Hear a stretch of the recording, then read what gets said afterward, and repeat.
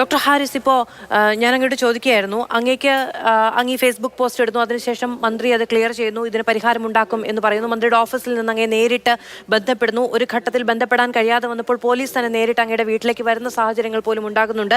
അപ്പോൾ സർക്കാരിന്, സംവിധാനത്തിന് നേരിട്ട് അങ്ങയോട് കമ്മ്യൂണിക്കേറ്റ് ചെയ്യാൻ കഴിയുന്ന, അങ്ങേക്ക് കമ്മ്യൂണിക്കേറ്റ് ചെയ്യാൻ കഴിയുന്ന ഒരു ചാനൽ അവിടെ ഉണ്ടായിരുന്നു. ആ വഴിയിലാണ് വീണ്ടും കളക്ടറുടെ അടുത്തേക്ക് ഇത് ഫോർവേഡ് ചെയ്യണമെന്ന് ആവശ്യപ്പെട്ട സമയത്ത് അങ്ങ് നേരെ മന്ത്രിയുടെ ഓഫീസിനെ സമീപിക്കുകയും ചെയ്യുന്നത്. അവിടെ നിന്നുള്ള പ്രതികരണം ആ സമയത്ത് എങ്ങനെയായിരുന്നു? അപ്പോഴെങ്കിലും ഒരു പ്രതീക്ഷ അങ്ങേക്കുണ്ടായിരുന്നോ?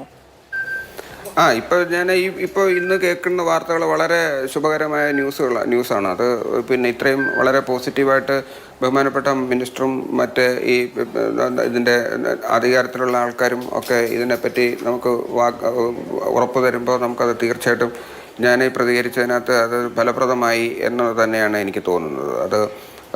അതിലൊരു പരിഹാരം അങ്ങനെ ഉണ്ടാവട്ടെ എന്നാണ് എൻ്റെ ആഗ്രഹവും. എന്തുകൊണ്ടാണ് ഇത്രയും, അതായത് മനുഷ്യന്റെ ജീവനുമായിട്ടുള്ള ബന്ധപ്പെട്ട കാര്യമാണല്ലോ ഡോക്ടർ, അത്രയും അടിയന്തരാവസ്ഥയിലുള്ള കാര്യങ്ങൾ സംവിധാനത്തിലൂടെ പരിഹരിച്ചു കിട്ടണമെന്ന ആഗ്രഹത്തോടു കൂടി ചെല്ലുമ്പോൾ അത് പറ്റില്ല എന്ന നിലയ്ക്ക് അങ്ങ് തന്നെ പറഞ്ഞതുപോലെ വലിയ മറയുണ്ടാക്കി വെക്കുന്നത് ബ്യൂറോക്രസി, അത് എന്തുകൊണ്ടാണെന്നാണ് അങ്ങ് മനസ്സിലാക്കുന്നത്? അത് സത്യം പറഞ്ഞാൽ അതെനിക്ക് മനസ്സിലാകാത്തൊരു കാര്യമാണ്. നമുക്ക് ഇത് ഇത്രയും ഒരു രോഗിയുടെ ഒരു ജീവൻ്റെ പ്രശ്നത്തിന് വേണ്ടി നമ്മളൊരു റിക്വസ്റ്റുമായിട്ട് പോകുമ്പോൾ ഇത് സാധാരണ ഒരു ഫയൽ എന്നുള്ള രീതിയിൽ അതിങ്ങനെ ചുവപ്പ് നാടയിലിട്ട് കുരുക്കി അതിന് അനന്തമായിട്ട് കാലതാമസം ഉണ്ടാക്കുകയും അതിന് പലതിനും സൊല്യൂഷൻ ഇല്ലാതെ വരികയും ഒക്കെ ചെയ്യുന്നത് ഇതിൻ്റെ ഈ ഇടനിലയിൽ നിൽക്കുന്ന ഇടയ്ക്ക് നിൽക്കുന്ന സർക്കാരിനും ഈ സ്ഥാപനത്തിനും ഇടയ്ക്ക് നിൽക്കുന്ന ഏതൊക്കെയോ വിഭാഗത്തിലോ അല്ലെങ്കിൽ തലത്തിലോ അത് തടസ്സം വരുന്നു എന്നാണ് എനിക്ക് തീർച്ചയായിട്ടും തോന്നിയിട്ടുള്ളത്. അതുതന്നെയാണ് ഞാൻ ഇതിനകത്ത് ഉദ്ദേശിക്കുന്നത്. അതെന്താണ്, എവിടെയാണ് അതിൻ്റെ തടസ്സം വരുന്നതെന്നുള്ളത് നമുക്ക് കണ്ടെത്തി അതിനെ കുറേ കൂടെ ട്രാൻസ്പെറൻ്റായിട്ട് കാര്യങ്ങൾ പെട്ടെന്ന് പരിഹരിക്കാനെന്നുള്ള ഒരു സംവിധാനമാണ് ഉണ്ടാകേണ്ടത്. അത് എൻ്റെ മാത്രമല്ല, ഈ മെഡിക്കൽ കോളേജിലുള്ള എല്ലാ ഡിപ്പാർട്ട്മെൻറ്റിലും എല്ലാ സർക്കാർ ആശുപത്രികൾക്കും ഈ പ്രശ്നങ്ങളുണ്ട്. ഇതുപോലുള്ള ഇതുപോലെ ഉപകരണങ്ങൾ വാങ്ങിക്കുന്നതിന്, ഇതുപോലെ പേഷ്യൻറ്റിനുമായിട്ട് ബന്ധപ്പെട്ടിട്ടുള്ള ഫയലുകളിൽ വരുന്ന താമസം നമുക്ക് ഇതിനകത്ത് എല്ലാ ഡോക്ടർമാരും എൻ്റെ അടുത്ത് ഷെയർ ചെയ്യുന്നുണ്ട്. ഇപ്പോൾ ഇതിനകത്ത് തന്നെ ഈ കഴിഞ്ഞ ദിവസങ്ങളിലൊക്കെ വന്ന പല കുറിപ്പുകളിലും അങ്ങനെ ഞാനത് വായിക്കുന്നുണ്ട്. അപ്പോൾ അത് യഥാർത്ഥത്തിൽ അത് സർക്കാരിൻ്റെ കുഴപ്പമല്ല.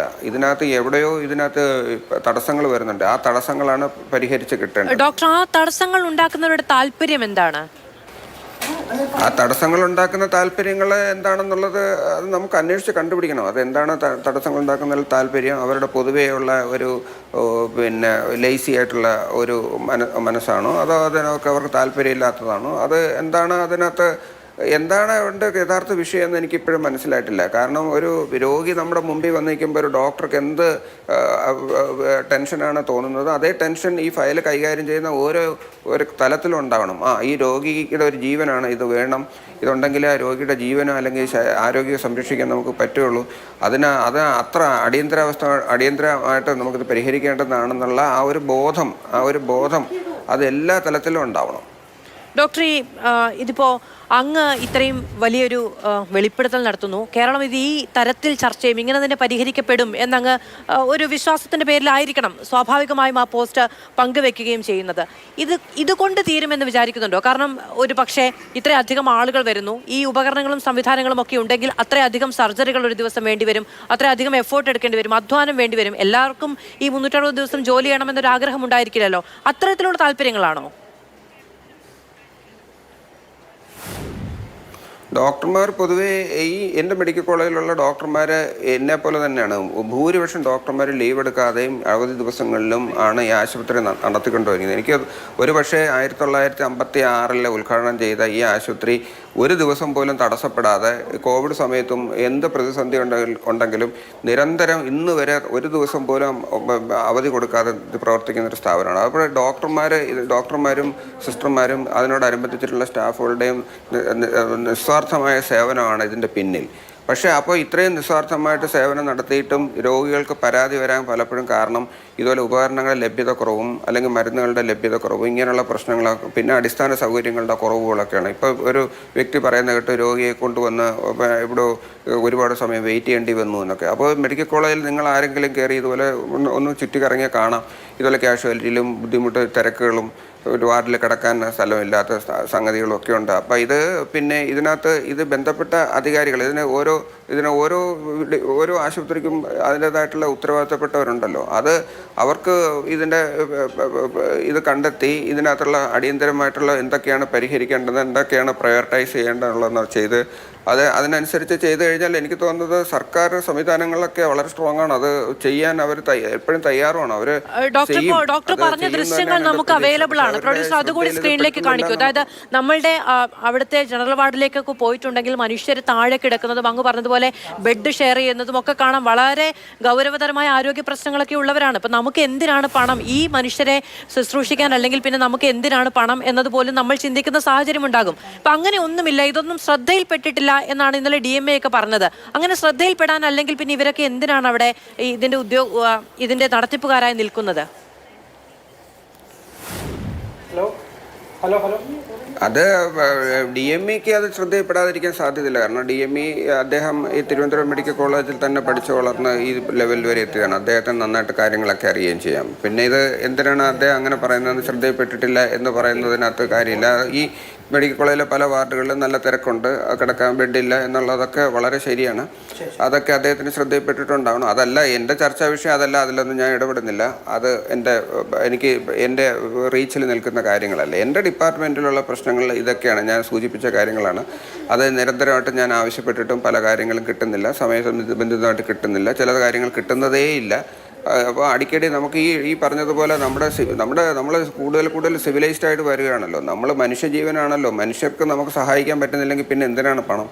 മനുഷ്യരെ സഹജീവികൾക്ക് വേണ്ടിയിട്ടല്ലേ ഇത് നമ്മൾ സമ്പത്ത്, നമ്മുടെ രാജ്യത്തിൻ്റെ സമ്പത്ത് അല്ലെങ്കിൽ സംസ്ഥാനത്തിൻ്റെ സമ്പത്ത് എന്ന് പറയുന്നത്. അവർക്ക് അടിസ്ഥാനപരമായിട്ട് അവർക്ക് ആരോഗ്യ സംരക്ഷണമാണ് വേണ്ടത്. വിദ്യാഭ്യാസത്തിനേക്കാൾ ഉപരി ഞാൻ കാണുന്നത് അവർക്ക് ആരോഗ്യമാണ്. അവർക്ക് വീണു പോകുന്ന ഒരു ജനത്തിനെ അവരെ താങ്ങി നിർത്താൻ അവർക്ക് സ്വന്തമായിട്ട് കഴിയുന്നില്ല എങ്കിൽ സമൂഹത്തിൻ്റെ ചുമതലയാണ് അത് അവരെ താങ്ങി നിർത്തുക എന്നുള്ളത്. വിദ്യാഭ്യാസം പോലും വേണമെങ്കിൽ മാതാപിതാക്കൾക്ക് അധ്വാനിച്ച് വേണമെങ്കിൽ ചെയ്യാം. പക്ഷേ ഇതങ്ങനല്ല. ഇതെന്ന് പറഞ്ഞാൽ ഒരു മനുഷ്യൻ വീഴുമ്പോൾ അവർക്ക് വേറെ സപ്പോർട്ടൊന്നുമില്ല. അവർക്ക് സ്വകാര്യ ആശുപത്രി പോകാനില്ല, അവർക്ക് ബാങ്ക് ബാലൻസ് ഇല്ല, അവർക്ക് വിൽക്കാൻ സ്ഥലമില്ല.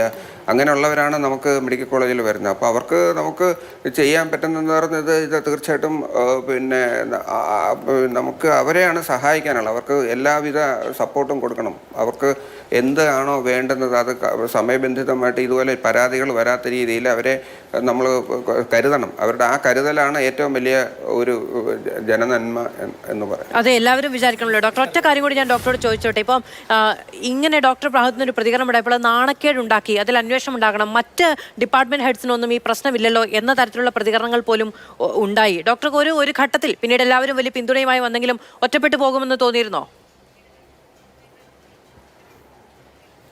ഇല്ല, ഇത് ഒറ്റപ്പെടാനുള്ള വിഷയമല്ല. ഇത് കാലാകാലങ്ങളിലായിട്ട് പോഞ്ഞുകൊണ്ടിരിക്കുന്ന ഒരു പ്രശ്നമാണ്. ഞാനത് പുറത്ത് കൊണ്ടുവന്നു എന്ന് മാത്രമേ ഉള്ളൂ. അത് ഒറ്റപ്പെടുന്ന വിഷയമല്ല.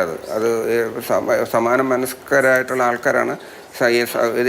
ഇതേ പ്രതിസന്ധികൾ നേരിടുന്ന ഒരുപാട് പേരുണ്ട്. അപ്പോൾ അവർക്ക് എല്ലാവർക്കും ഇത് അങ്ങനെ ഒരു പേഴ്സണലായിട്ടോ അല്ലെങ്കിൽ ഒരു ഡോക്ടർമാരുടെ പ്രശ്നമായിട്ടാണ് കാണരുത്. ഇത് ഈ ആശുപത്രി വികസന സമിതിയിലെ ശ്രീ അഞ്ചൽ ജോബ് ഇവിടെ ഇരിപ്പുണ്ടായിരുന്നു. അദ്ദേഹം പറയുന്നുണ്ടായിരുന്നു ഈ HDS വലിയ ശുദ്ധീകരണം ആവശ്യമുണ്ട്, അവിടെയാണ് ഈ പ്രശ്നങ്ങളുടെ എല്ലാം വലിയ കേന്ദ്രം എന്നുള്ളത്. അതിലേക്കൊക്കെ സർക്കാർ ഇടപെടൽ ഉണ്ടാകും എന്നങ്ങ് വിചാരിക്കുന്നോ? അതിലുണ്ടാവണം എന്നുള്ളതാണ് എൻ്റെ ഒരു അപേക്ഷ. കാരണം ഇതിനകത്ത് HDS എന്ന് പറയുന്നതാണ് നമുക്ക് ആശുപത്രിയുടെ ഏറ്റവും അടിസ്ഥാനപരമായിട്ട് കാര്യങ്ങൾ ചെയ്യാൻ പറ്റുന്ന ഒരു ഓർഗനൈസേഷൻ എന്ന് പറയുന്നത് HDS. അപ്പോൾ നമുക്ക് രോഗികളിൽ നിന്ന് നമുക്ക് ചെറിയ രീതിയിലുള്ള തുക പിരിക്കുന്നുണ്ട്. ഞങ്ങളും ചെറിയ രീതിയിൽ തുക പിരിച്ച് HDSന് കൊടുക്കുന്നുണ്ട്. അപ്പോൾ ഇത്തരം തുകകൾ ഉപയോഗിച്ച് ഇതുപോലുള്ള അടിയന്തര സ്വഭാവമുള്ള കാര്യങ്ങൾക്ക് പെട്ടെന്ന് ചിലവ് കുറഞ്ഞ കാര്യങ്ങൾക്ക് HDS മുൻകൈ എടുത്ത് പെട്ടെന്ന് ചെയ്യാവുന്ന കാര്യങ്ങളുള്ളൂ. ഇത് ഗവൺമെൻറ്റിലേക്ക് പോയി വരുന്ന താമസമൊന്നും അതിന് ആവശ്യമില്ല. HDSനാണ് ഇവിടെ ഈ HDS എന്ന് പറയുന്ന സ്ഥാപനം ആശുപത്രിക്ക് അകത്ത് തന്നെ സ്ഥിതി ചെയ്യുന്നതാണ്. അപ്പോൾ അവർ ഒന്ന് ചുറ്റി ഇറങ്ങി നടന്നാൽ തന്നെ കാണാവുന്ന പ്രശ്നങ്ങളൊക്കെ തന്നെയാണ് ഉള്ളത് ചുറ്റും.